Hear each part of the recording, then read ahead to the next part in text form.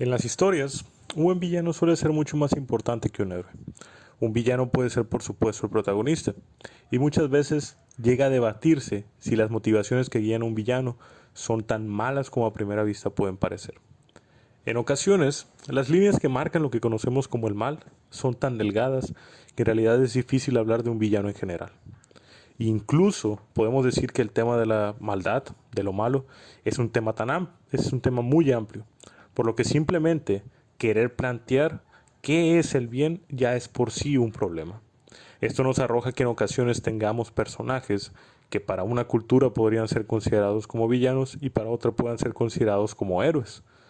Esto se ha visto a lo largo de toda la historia, seguirá ocurriendo, y en tanto que es imposible que conozcamos lo que es lo bueno en sí, siempre habrá dificultades para definir qué es lo bueno.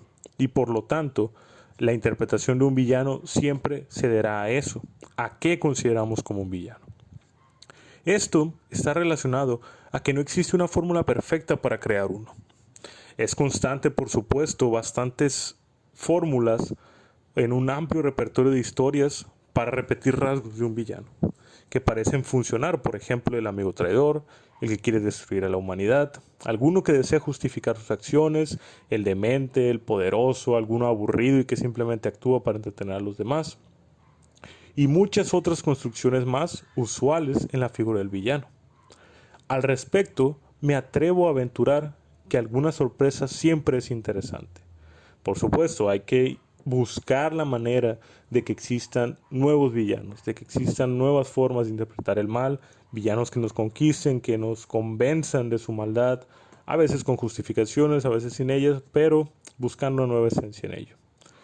Sin embargo, en muchas ocasiones funciona mejor repetir la fórmula. Es algo que ya ha tenido éxito anteriormente y entonces, ¿por qué no habríamos de simplemente hacer lo que ya ha funcionado? Pero en esta ocasión, fuera de pensar en todas esas formas que conocemos como villano, que nos dicen que es bueno, que es malo, o hablar de los tipos de villanos, me gustaría hablar de por qué no hay más grandes villanos femeninos. Claro, con esto no estoy diciendo de ninguna manera que no los hay. Hay excelentes villanos femeninos. Uno de mis favoritos es, por ejemplo, Azula de la leyenda de Aang. Es un personaje impresionante, tiene muy buenas características. Es un personaje que llegas a encariñarte con él de la manera que te encariñas con un villano, pero que es convincente. En las historias de cómics es común encontrar grandes villanos, desde historias que van, ya sea que el héroe sea un personaje masculino o sea un personaje femenino. Es normal, hay muy buenos villanos. Otro villano que en lo particular me gusta mucho es la figura de Cersei Lannister en Game of Thrones. Creo que es un villano con un muy buen desarrollo y del cual hasta la fecha no hemos visto todo lo que tiene que dar, debido a que los libros pues, no están concluidos, pero que en la serie juega un excelente rol. Hay muchos villanos que se pueden sumar a esto. Cruella de Vil, por ejemplo, de 101 Dálmatas, es un villano bastante interesante con unas motivaciones muy particulares, pero me gustaría ahondar en la diferencia de que a pesar de que esos son muy buenos villanos, no entran a la idea que tenemos de el gran villano o lo que solemos asociar con un gran villano. Por ejemplo, en muchas veces en las historias, cuando aparece un villano femenino, se asocia necesariamente con su relación con el héroe, con algún personaje masculino. Por lo tanto, en muchas ocasiones tenemos que el personaje femenino llega a ser un villano en tanto que traiciona al protagonista. Me parece que esto es de lo más chafa, carente de sentido y simplemente poco imaginativo. ¿Por qué tendría que estar ligada la maldad o la motivación de un personaje siempre a la de un hombre? Bueno, los escritores y sus formas de guiar las historias ya tendremos que ver.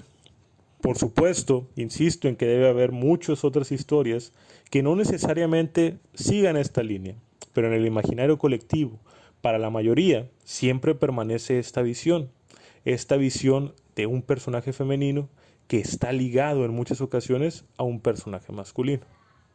En ello, o para intentar explicar ese problema, podríamos entrar a una discusión mucho más profunda. Por ejemplo, como puede ser el rol de la mujer en la sociedad, el rol al que ha sido sometido y cuestiones que al menos en esta sesión no me gustaría ahondar y me parece que no me competen.